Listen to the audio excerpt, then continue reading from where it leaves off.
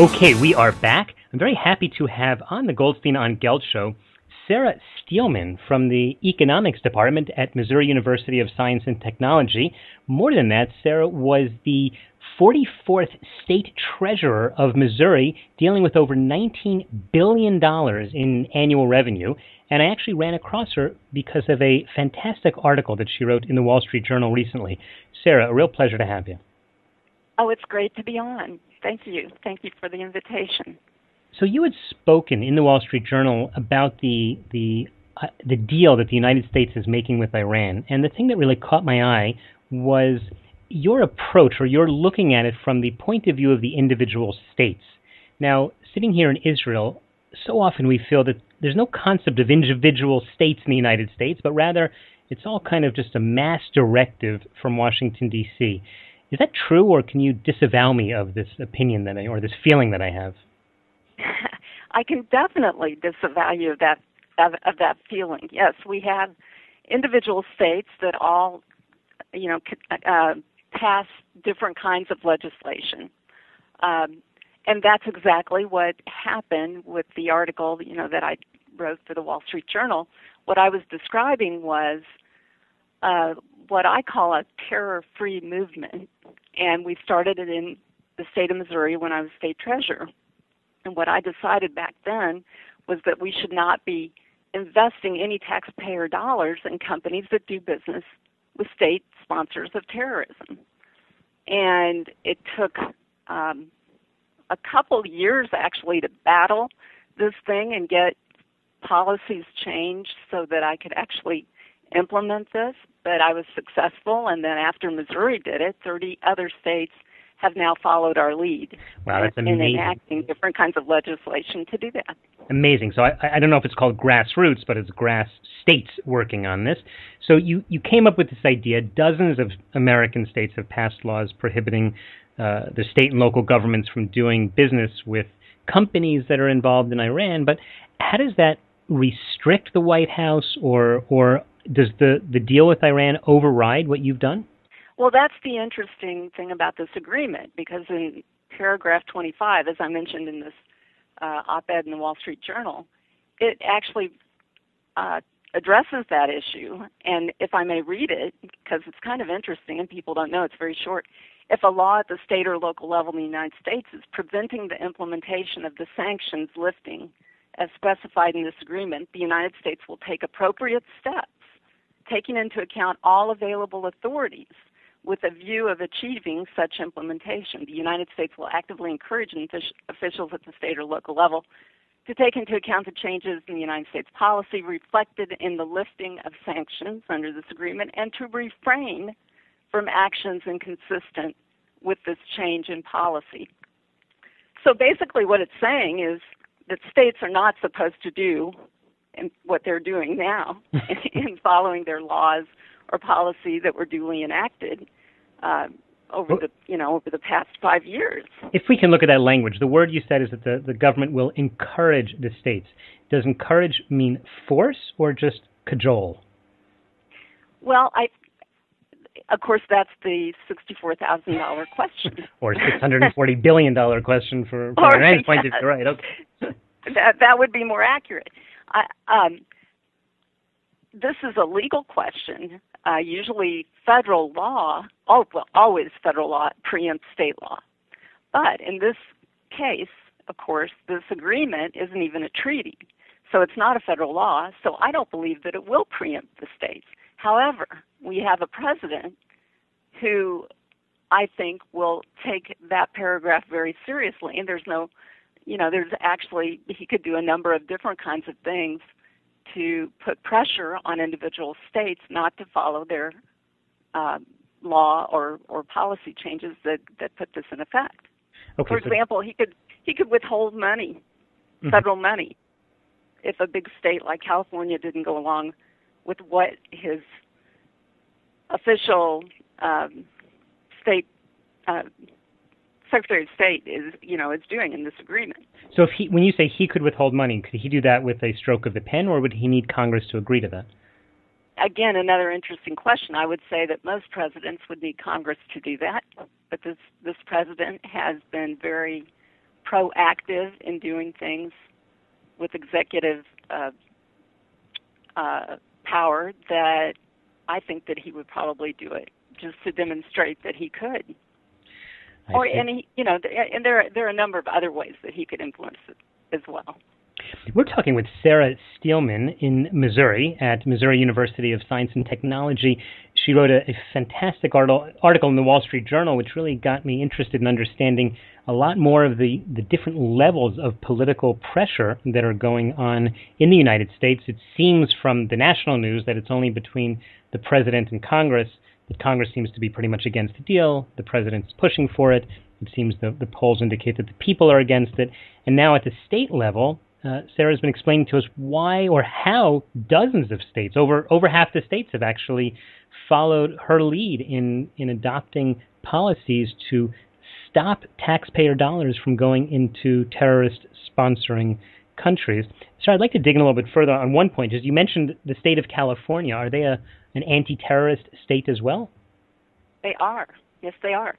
And as you probably know, they have a huge pension fund in that state, as most states do. But I mean, in California, it's very large. And so, what these policies actually do is, you cannot then invest your pension fund in a company that's doing business with, say, Iran. So, just to clarify, any PetroChina, Exxon or PetroChina or UBS. Mm-hmm. So that would mean any company that's investing there, yes. CalPERS, for example, would have to sell their shares in that stock if, according to this rule. Yes, exactly, and that's why it's been a very powerful tool. And I didn't realize, to tell you the truth, how powerful until I see this paragraph in the agreement where they actually address it. Now, I think a lot of it, frankly, might be coming from Wall Street as well, because they're dying to get back into Iran. Mm-hmm. And they don't like the fact that these kind of rules exist at the state level. Well, a lot of times I think the rules can be, there are many types of rules and controls that monitor the way that states invest their money. Some of them, I think, seem very obvious, like don't invest in a company that's doing business with a terrorist-sponsoring country like Iran. So let's look ahead a little bit. Let's say this deal does go through and the White House encourages the states to drop their sanctions. What could then happen if Iran were to renege on its side of the agreement? Would states be able to instantly reenact this, or is it's like a waterfall? It's too late once you let it go. Well, I mean, my opinion on that is that states should not give in to this, that they should follow their duly enacted legislation, and they shouldn't change regardless of whether this agreement exists or not. Mm-hmm. Now, assuming a state does cave to the president, yes, it is very, very difficult to get these back. But they refer to it as the snapback provision. These sanctions were an unbelievably difficult fight to get in place. You mean originally when you did it?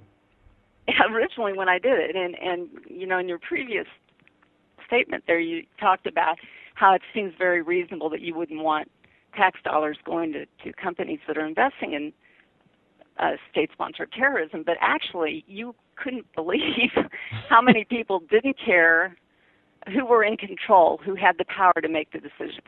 Now, generally speaking, the public was completely in support of it. Mm-hmm. But as you know, that is not necessarily what reflects what happens in politics, and particularly with pension fund managers. And they do not like to have their power taken away from them to decide what they can and cannot invest in any way, shape, or form. Even though it's quite obvious that you shouldn't be supporting these kind of activities. So how long ago was it that you came up with the idea not to invest money with bad guys? In 2006, when I took over as state treasurer, I guess beginning in 2005, and realized, what was going on. I started asking some questions because I was also on the employees' board of trustees, the pension fund board of trustees in Missouri. I couldn't get any answers. I also looked at my office and who the previous treasurer had been using as broker-dealers in our to invest the state's money. And the list read like a who's who of who was investing in Iran. I mean, you had one of the first ones I kicked off of our list was UBS because they were doing so much business over there, and BNP, big global financial institutions. So it was not an easy task. People were not happy about it. I got called all kinds of names. I know it's hard to believe. It really is. It's difficult for people to believe this, but that's the way it is. That's why I believe that once they're off, it's going to be really difficult to get them back on at any level, unless you have a strong leader, a strong president who is saying, we're going to do this. We're going to get the sanctions back and use every tool at his level to do that, which is eventually what happened and why they were working well here at the end. All right. Well, I would ask you, what president do you think will do that? But unfortunately, Sarah, we are just about out of time. So we're going to have to wait for your pontification on the next president. I'm sure glad you let me off the hook on that one. All right. We've been talking with Sarah Steelman, the former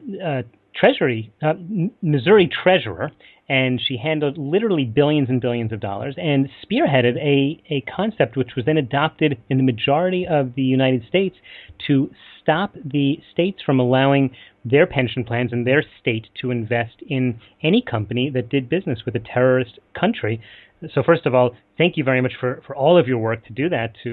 At least for the past almost 10 years, we've been protected a little bit by your work, and I hope that these next 10 years are not going to be become more and more dangerous, especially for those of us in the neighborhood of Iran, but for America too, which is really a threat from an Iranian nuclear state. Sarah, in the last few seconds, just tell us, how can people keep track of you or get in touch with you? I can give you my email address at the university, which is Steelman S. It's STEELMANS at mst.edu. That's right. I teach macroeconomics there. Okay.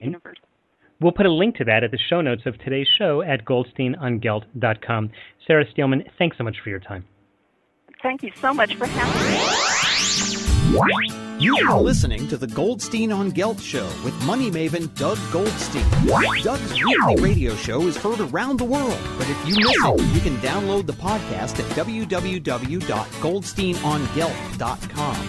The Goldstein on Gelt Show gives you up-to-date financial ideas so you can get on the path to financial freedom. If you'd like your questions answered on the air or off, send Doug an email to doug@profile-financial.com.